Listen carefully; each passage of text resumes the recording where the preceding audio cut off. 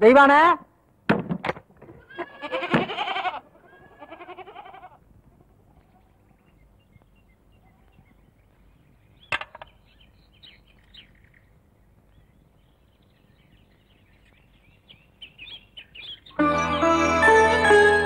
என்ன புள்ள அப்படி பாக்குற? ஐயா வீட்டுல ஏதாச்சும் விசேஷங்களா? போன ஆத்தாளோட உசிரியே திருப்பி கொண்டாந்தவ நீ ஒண்ணும் தெரியாம மாதிரி கேக்குறியே. எல்லாம் உனக்குத்தான் புள்ள, எடுத்துக்க.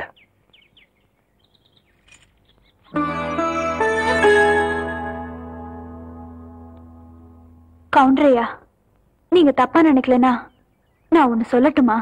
சொல்லு. 18 பட்டிக்கும் பஞ்சாயத்து பேசுற சின்ன கவுண்டர்னு நாங்க உங்க பெருமை பேசிட்டு இருக்கோம். நீங்க என்னன்னா விலையே பேச முடியாத உங்க ஆத்தா உசுருக்கு விலை பேசிட்டு நிக்கிறீங்களே. இந்தாங்க, இந்த பணத்தை இப்ப நான் உங்களுக்கு தரேன். 20 வருஷத்துக்கு முன்னால செத்து போன ஏன் ஆத்தாளோட உசுர உங்களால திருப்பி தர முடியுமா? உங்க ஆத்தாள நான் காப்பாத்தும் போது இந்த காசு என் கண்ணுக்கு தெரியலையா? ஆத்தாளோட பாசம் தாயா தெரிஞ்சுது. பொறப்புல ஏழையா இருந்தாலும் பாசத்துக்கு கட்டுப்படுவோமே தவிர பணத்துக்கு கட்டுப்பட்டு பழக்கமே இல்லையா? சொல்லால் அடிச்ச சுந்தரி மனம் சுட்டுவிட்ட கோலம் என்னடி? சொல்லால் அடிச்ச சுந்தரி மனம் சுட்டுவிட்ட கோலம் என்னடி? பட்ட காயத்துக்கு மருந்து என்னடி? என் தாய தந்த தாயும் நீயடி. என்னதான் சொல்ல ஒண்ணும் கூட இல்ல, மன்னவன் நெஞ்சிலே மூச்சடைச்சதென்ன?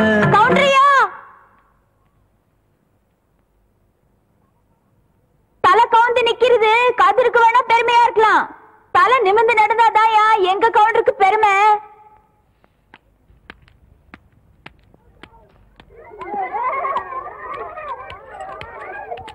டீச்சரம்மா கொஞ்சம் நில்லுமா. டீச்சரம்மா, பசங்களுக்கு ஆனா ஆவண்ணா நல்லா சொல்லி தரியான். அக்கண்ணாவுக்கு புள்ளி எங்க வைக்கிறதுன்னு நான் சொல்லி தரட்டா? ஏய், கேக்குறேன்ல. எடுறா கைய. இந்த தொரட்டியால ஆட்டுக்கு இலதலை மட்டும்தான் புடுங்கி போடுவேன்னு நினைக்காத. போன்ற மாதிரி தெருநாயங்களோட தலையும் புடுங்கி போடுவேன். ஜாக்கிரதை. தெய்வானே, உன் தங்கச்சி மேல கை வச்சு போட்டேன்னு பாக்குறியா? சரின்னு சொல்லு, உன் மேலே கை வச்சிடுறேன்.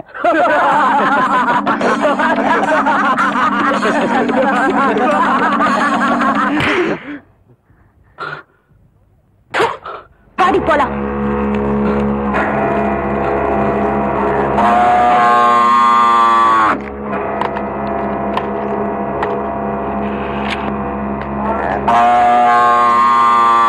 என்ன பூச்சி கத்துதே? இந்த காளை சின்ன கவுண்டன் தோட்டத்துல தானே மேய்ஞ்சது. மச்சான், கணக்கு காலாவதியாய் 3 மாசம் ஆச்சு மச்சான். உள்ள 3 வருஷத்துக்கு முன்னாடி உன் தங்கச்சியை படிக்க வைக்கணும்னு சொல்லி 5000 ரூபாய் கடன் வாங்கினேன். இப்ப வட்டியோட சேர்த்து 15000 ரூபாய் ஆச்சு. எப்ப நீ கட்ட போற? இப்படி திடீர்னு கேட்டா அவ்வளவு பணத்துக்கு நான் எங்க போவேன்? ஏய், நான் உன்னை திடீர்னு கேட்கல. நீ கட்ட வேண்டிய கடன் காலாவதியாகி 3 மாசம் ஆச்சுன்னு கணக்கு சொல்லுது. வாங்கும்போது இருக்கிற அக்கறை கொடுக்கும்போது கூட இருக்கணும் உள்ள. ஏ பூச்சி, நீ காலாவதியான கணக்கு எப்படி வசூல் பண்ணுவியோ அதே மாதிரி இந்த கணக்கையும் இவகிட்ட இருந்து வசூல் பண்ணிக்க.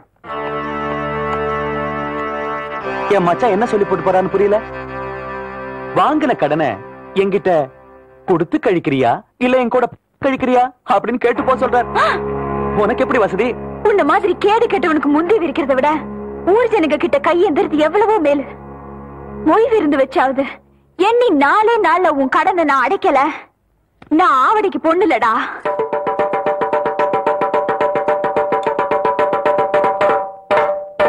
இதனால ஊர் ஜனங்களுக்கு தெரிவிக்கிறது என்னன்னா, அர்க்காணி பேத்தி ஆவணமாக தெய்வான சக்கர கவுண்டர் கிட்ட வாங்கின கடனை கொடுக்க முடியாதால பொய் விருந்து வைக்க சொல்லி இருக்காங்க. அதுக்கு எல்லாரும் வந்து சேர்ந்துருங்க சாமியோ. இந்தப்பா நாங்க 2 பேரு. என்னடா 2 பேரு? ஓசில சோறு போடுறாங்க. ஓசில சோறு போடுறாங்க. இந்த அண்டாவாய் திறந்து இந்த பானை வயித்துல 1 வாரத்துக்கு கட்டலான்னு பாக்குறியா? இது மொய் விருந்து. மொய் விருந்துன்னா வீடு வீடா போய் பிச்சை எடுக்கிறதுக்கு பதிலா வீட்டுக்கே கூப்பிட்டு பிச்சை எடுக்கிறது. புரியலையே. அடே, வாங்கின கடனை கட்ட முடியலன்னா ஊருக்காரங்களை கூப்பிட்டு நம்ம விருந்து போடணும். அவங்க சாப்பிட்டு போகும்போது இலைக்கடியில அவங்களால முடிஞ்ச பணத்தை வச்சுட்டு போவாங்க. மான வெக்கத்தை பார்க்காம அந்த எச்ச இலையை எடுத்து போட்டு அந்த பணத்தை எடுத்து வாங்கின கடனை கட்டணும். பாவம், யாருக்குமே இந்த நிலைமை வரக்கூடாது. அந்த தெய்வான பொண்ணுக்கு வந்துருச்சு.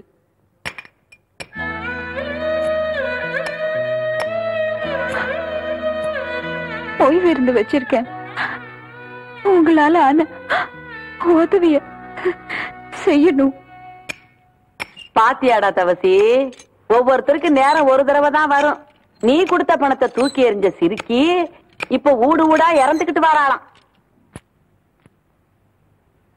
கொடுத்த காசை நோவாம வாங்கி வைக்கிறத விட்டு போட்டு வாங்குற கடனுக்காக வாசலா ஏறி இறங்கிட்டு இருக்கா.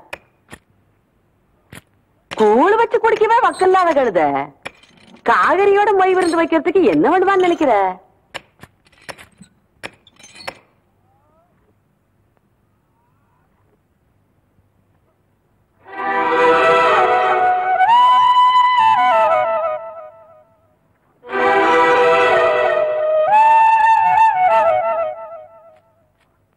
காசுக்கு வக்கு இல்லாதவளா இருந்தாலும் கவுருதையில இந்த கவுண்டச்சிக்கு குறைஞ்சவ இல்லைங்கிறத காட்டி போட்டு போற அவத்திய.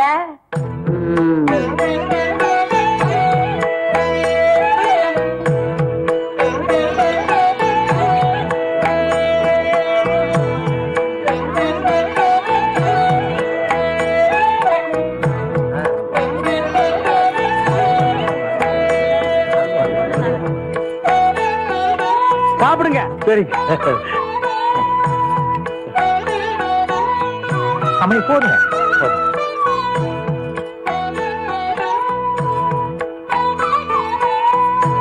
மொய் வைக்க போறீங்கல்ல? ஆமாங்க. அப்ப சாப்பிடுங்க. ஓ, பாயசம் கொண்டாங்க ஐயா, நேரம் ஆகுது இல்ல?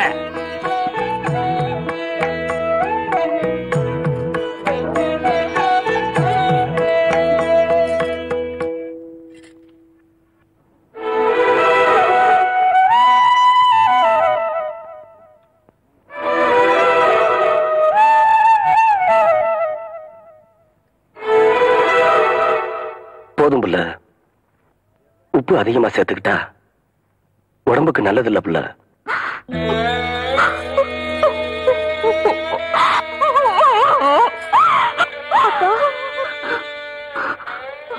நமக்கு இந்த நிலைமை வந்ததுக்கு அருளவதையே அரிச்சு குடிச்சிருக்கலாம்க்கா. அது செய்யறதா ஆத்தா நம்மளை விட்டு போனப்பவே அதை செஞ்சிருப்பேன்.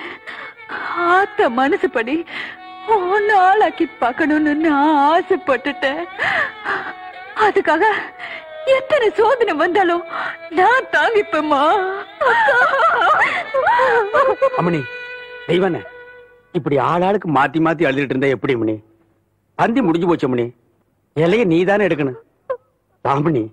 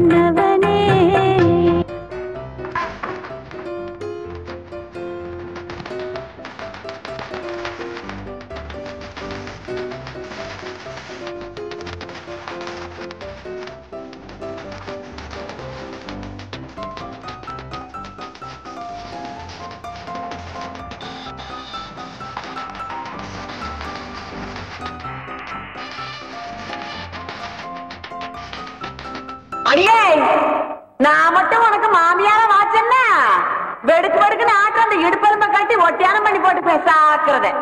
ஏ பெருசு, நான் மட்டும் உனக்கு மருமகளா வாச்சேன், உன் முதுகெலும்ப பொல பொலன்னு உதித்து நூல்ல கொத்து மாலையா போட்டுக்குவேன், ஜாக்கிரத. அடியே கோண காமிச்சிருக்கி, கண்ணா பின்னான்னு அலையில கண்ணாமணி ரெண்டையும் தோண்டி கையில கொடுத்து போடுவேன். ஆமா, எம்பட கண்ண நீ நோன்றியா இல்ல உம்பட கண்ண நான் நோன்றனான்னு நடக்கிறத நடந்ததுக்கு அப்புறம் பாத்துக்கலாம்.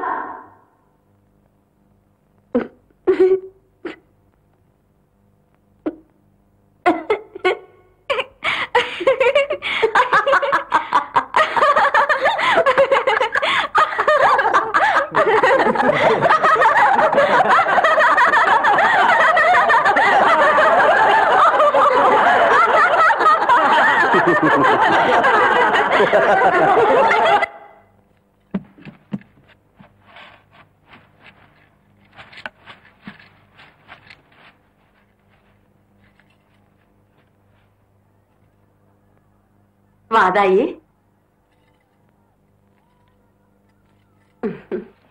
என்றா இந்த கிளவி கிடந்து பழச போட்டு தொடச்சுக்கிட்டு இருக்காளேன்னு பாக்குறியா?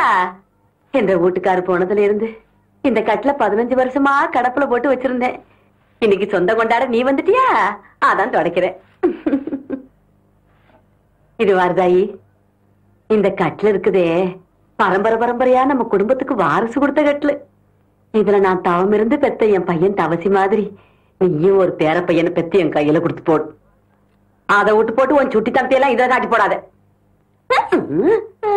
ஐயா, என்ன இந்த வெட்டு வெட்டுறாள? என் பையன் கதி என்ன? ஐயா தவசி, அவ்வளவுதான் காட்ட முடியும், அதுக்கு மேல காட்ட முடியாது. மத்த கம்பெனிகள் காட்டலாம், ஆனா எங்க கம்பெனி காட்டாது.